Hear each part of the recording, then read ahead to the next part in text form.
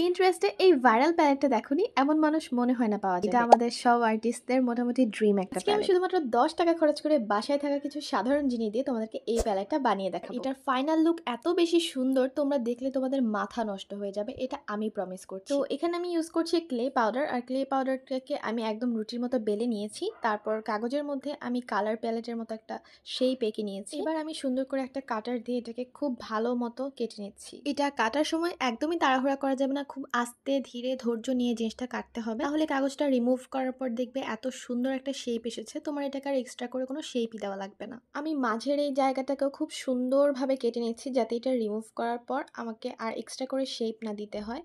তো দেখো কাগজটা ওঠানোর পর এত সুন্দর একটা শেপ চলে এসেছে।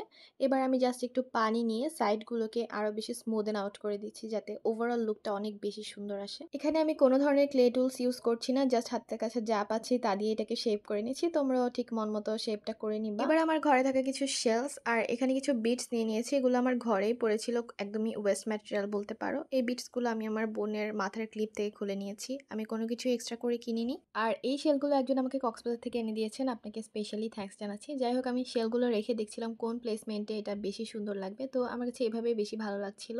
তোমরা তোমাদের পছন্দ মতো এগুলো বসিয়ে দেখতে পারো। এবার আমি কিছু পার অ্যাড করে দিচ্ছি, আর এগুলো কিন্তু আমি পার্মানেন্টলি অ্যাড করছি না, আমি জাস্ট এগুলোর ছাপ দিয়ে নিচ্ছি। পরবর্তীতে কালার করার পর আমি এগুলোকে আবার বসাবো সুন্দর করে। তো ছাপ দেওয়ার পর আমি এগুলোকে উঠিয়ে রেখে দিচ্ছি। আর এবার কালার করার পার্টটাতে থাকছে আসল ম্যাজিক। কালার করার পরে যে ঠিক